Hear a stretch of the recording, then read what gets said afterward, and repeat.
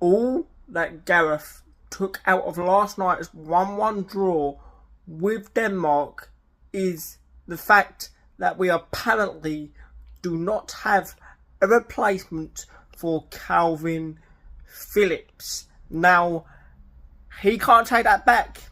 It's in the public eye now.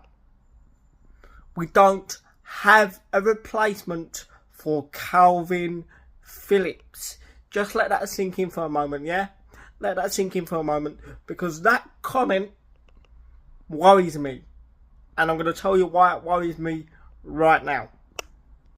He's come out and said we haven't got a replacement for Kalvin Phillips. How do you... Kalvin Phillips!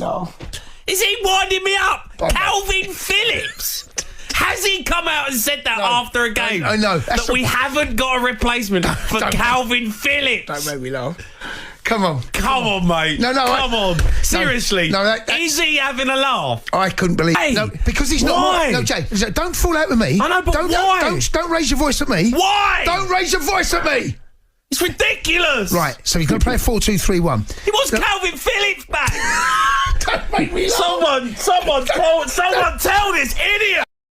Hello, welcome back to my channel. Welcome back to the full-time reaction of the game that finished last night. Once again, sorry I didn't record it last night. I just couldn't comprehend sitting in front of a camera to talk about that abysmal, shocking performance that the boys put on last night. That was the worst performance. That was the worst performance I have ever seen produced by an England side. Probably ever, but that was probably the worst performance I have seen under Gareth Southgate by an absolute mile so far. Look, what do we do from here? Where do we go from here? Let's start off with the comment that we all heard the clown say yesterday after the game. He come out and said we don't have a natural replacement for Kalvin fucking Phillips. We don't have a replacement for Kalvin Phillips. I mean, come on. Come on. He surely couldn't have been serious with that comment. He looked proper serious. He had a straight face and everything, right? So what the fuck are you bringing Kobbie Mainoo for then? Why are you bringing what? Like what? What's the point? Don't bring these players. And look, we were abysmal from minute one. The pitch was abysmal from minute one, but that's not an excuse because it was the same for Denmark. So I'm not having that. And Denmark are a good side, but we made them look proper average. I thought we made them look better than they are. Sorry, I'm still fuming, so I can't really get my words out. We are still top of the group. It's still in our hands. We got 4 points, and if we do beat Slovenia on Tuesday, we will win the group. And we got to remember we done this against the Jocks in the last tournament. But listen, that's not an excuse. There's no plan here. We look so disjointed. We look tired.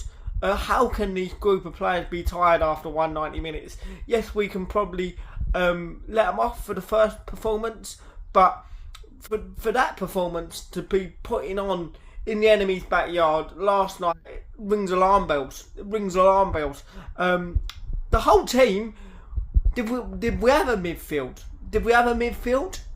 The whole team were on the goalkeeper's toes.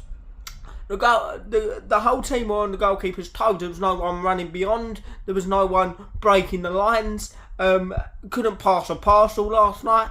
And it's abysmal. You got to free Cole Palmer. You got to sack this midfield off. It don't work. It's absolutely abysmal, this midfield. We tried it, and now I do not want to see that for the remainder of the tournament. You got to free Cole Palmer. We got to have some pace on here. Because believe it or not, Gareth, if you actually have one brain cell that actually works, if you get players with pace running at the opposition back four, they shit their pants. I don't like it. We see what happened when Watkins come on. One little bit of pace, one burst of little energy, getting their defenders turning, and you see what happens. So we got to change this up. We got to change this up. We need to get pace on the park. We need to sack Trent Alexander-Arnold off. We need to sack him off. We need to put Jude Bellingham a little bit deeper, where he plays majority for Real Madrid normally in that little deeper role, and we need to get him driving.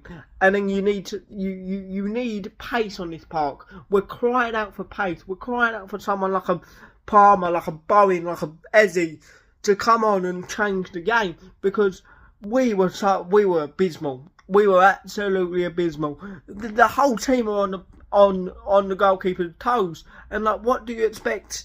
What do you expect us to produce and create goal scoring opportunities if you're not brave enough to push forward? Like, what are you doing? And I'm not blaming the players here, because that's quite clearly they're only playing to the manager's instructions. And with the comments that he made about Calvin Phillips after the game, I'm petrified of, because if we had Calvin Phillips, you know exactly what would have been happening. We would have been playing 2 defensive midfielders against Denmark. Let that sink in. Look at the amount of talent we got on this pitch. We need to cut Foden free. We need to let Foden do what the fuck he wants. Let Foden do what he wants. Get 2 natural wingers on this park, and we need to go for Slovenia's throats. Because if we don't, it could actually be an embarrassing Euros, couldn't it? But it was just abysmal. There was no shape there. There was no communication. Players having arguments with each other, pointing fingers, and they're finished with this manager. I think you can see it. Well, I don't think I know. He's shot to pieces. There's no confidence in this group. How can there not be any confidence in this group off the back of what these brilliant players done for their clubs last season? Like, it doesn't make sense. Something is not aligning here. It doesn't make sense. We're so pragmatic. There's no movement. There's no running beyond. There's no triangles. There's no pressing. The shape was all wrong. The press was all wrong. Denmark. As soon as we put a little bit of pace on the pitch by Ollie Watkins, what did they do? Their defenders shit themselves, because teams don't like players turning and running in them. And that is what we got to produce more. We got to get 2 natural wingers on this pitch. We've got to sack Trent Alexander-Arnold off, like I said. We got to put Jude Bellingham in his house, in the place of in a position on the pitch where he feels at home, a little bit deeper, so he can turn and run players. But there's no balance to this team. Players are playing out of position. We don't have a natural left back, and it was a shambles last night. But look, I'm going to end it here, because I could go on for hours and hours and hours. This man is quite clearly at his depth, and it will be his last tournament. And the sooner this tournament ends, the better. We need to put pace and bodies in and around Harry Kane. I would even think about dropping Harry Kane, but you can't really do that because he's the captain. Harry Kane's slower than a snail funeral. What do you actually do when someone is slower than a snail funeral? It's not rocket science, Gareth. You get pace in and around them. You get bodies in and around them to support.